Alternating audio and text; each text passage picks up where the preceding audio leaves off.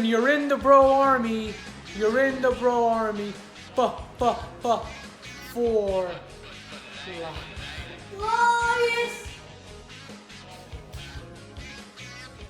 Ladies and gentlemen, welcome to NXT The Game Season 1, Episode 7. It's me, Mikey Bro here, and we're going to waste no time. We're being held in front of 544 people at Center Stage Theater.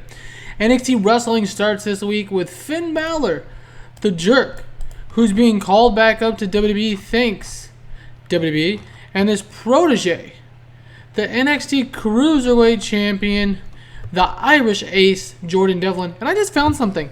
As they make their way to the ring, if you actually hit the scroll bar, it actually changes the size of the text, which is cool. The Finn Balor Velveteen Dream storyline has advanced, and Devlin has advanced. Balor looked good. The announcing gave it a break, and this got the crowd up to a show. Good start. That's great, because our last show was a 39 overall, and we got to fix that. All right. Been away for a couple days. Been busy. Next up, and about that had a decent reaction but subpar wrestling, Jordan Devlin, the Irish Ace, defeats Joaquin Wilde in 13:23 via the moonsault. They're pretty awkward in their bouts, which is unfortunate. The storyline has advanced and gained heat, and the announcer gave it a boost. And Finn Balor did good with ringside. This is unfortunate, as we've talked about before. Finn Balor, let me fix my camera. Finn Balor is being called up, thanks WWE. So the big storyline we had planned with Balor, we're going to have to fix. But until then, we're going to get the most out of him. And that'll be tonight's show and the next show. And then he's done. He's gone. He's donezo. Finn Balor is gone. So expect the next time Finn Balor's in a match, a big hot angle to be happening. That's coming up soon. 42 overall. Next up, as the bell sounds, Jordan Devlin celebrates his victory in the ring with Finn Balor.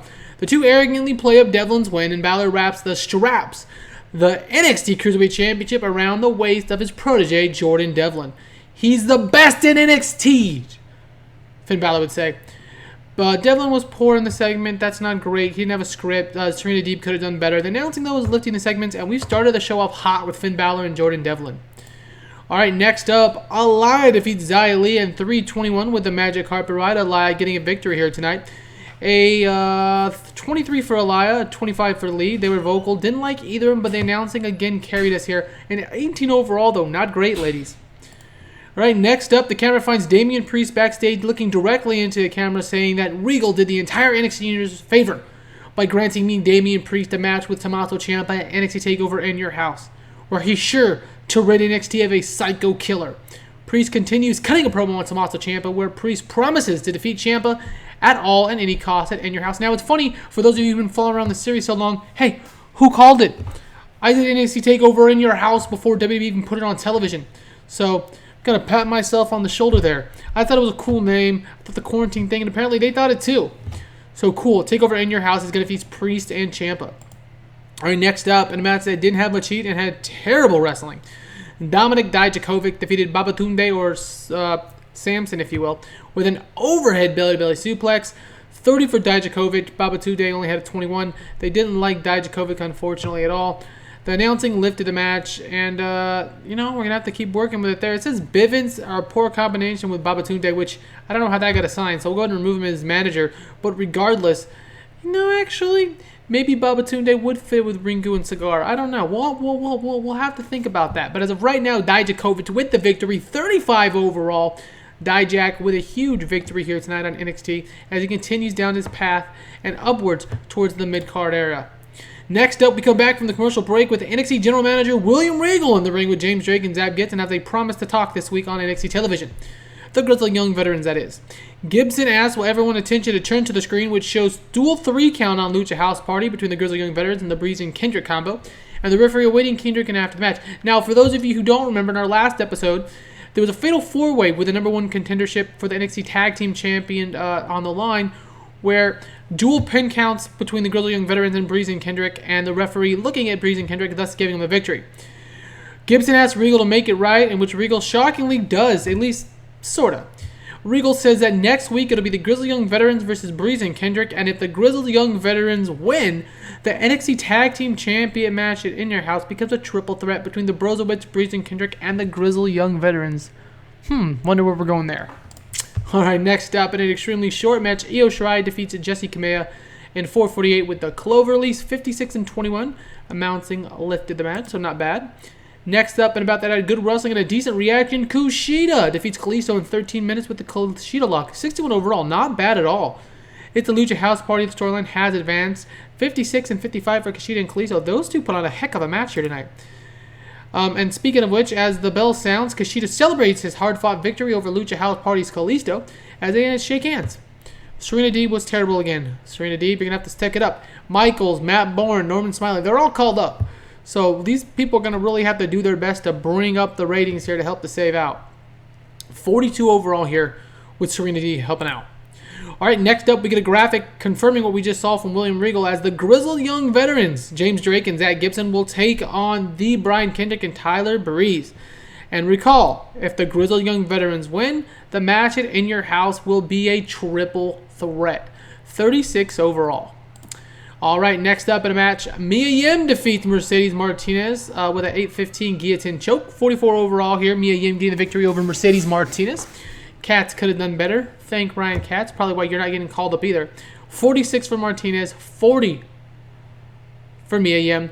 The announcing lifted the match. All right, next we get a video package reminding us that in the main event of next week's NXT Wrestling show, Finn Balor takes on the Velveteen Dream for the #1 contendership and a spot at Adam Cole at NXT TakeOver In Your House on the line. All right, 65 overall here. Gained heat. All right, 65 overall. Finn Balor's leaving though, guys. So what's going to happen? Probably Dream's going to go over and he's going to face Adam Cole, but that's not where we were going to begin with. We were going strong with Balor. We're going to be running two strong champions with Balor and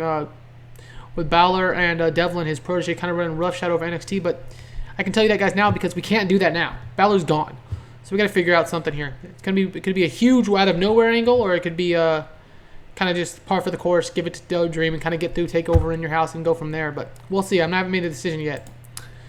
All right, speaking of that, we see Keith Lee and his NXT Tag Team Champion Broserweights of Matt Riddle and Pete Dunne walking to the ring. Keith Lee will host his NXT North American Open Challenge match again next week. But coming up this week, he teams with the Broserweights, the NXT Tag Team Champions, here on NXT Wrestling in the main event. I read that terribly. But a 6-man tag in the main event here tonight. Matt Riddle was great when going off script. Pete Dunne and Keith Lee did not do great. 47 overall, bro. So, could have been worse, could have been better, but I'll take it. And in the main event, in a decent match, the Undisputed Era's Roderick Strong, Bobby Fish, and Kyle O'Reilly defeat Keith Lee in the Broserweight when O'Reilly submitted Pete Dunne with an ankle lock after Matt Riddle wiped out Pete Dunne by accident. So Matt Riddle accidentally hits his partner, Pete Dunne, and that's Undisputed Era's victory because of it. 52, 52, and 53 for the team of Dunne, Riddle, and Lee, and UE put up a 52, 47, and 55 for O'Reilly, Fish, and Strong, respectively. The announcing quality lifted the match, which is great, and that's Undisputed, as well as the North American Open Challenge has advanced. So this is kind of another makeshift show here tonight, but a 54 overall rating, guys, as we have 2 shows left before NXT TakeOver In Your House. Absolutely strong show from NXT The Game tonight. And after our 39 last week, we really needed it. We boosted our popularity in 52 regions, which is great. We're right around the 49-50 area, so we're going to have to keep working hard to get that popularity boost up and get those wrestlers over than they are. But until next time, it's me, Mikey, bro, wishing you a glorious rest of your day. And remember, next show will be a studded show with that with the Grizzled Young Vets versus Breeze and Kendrick to see if it becomes a triple threat, and a huge main event of Balor and the Dream. Will there be a special stipulation? Yes, there will be. Have a glorious rest of your day.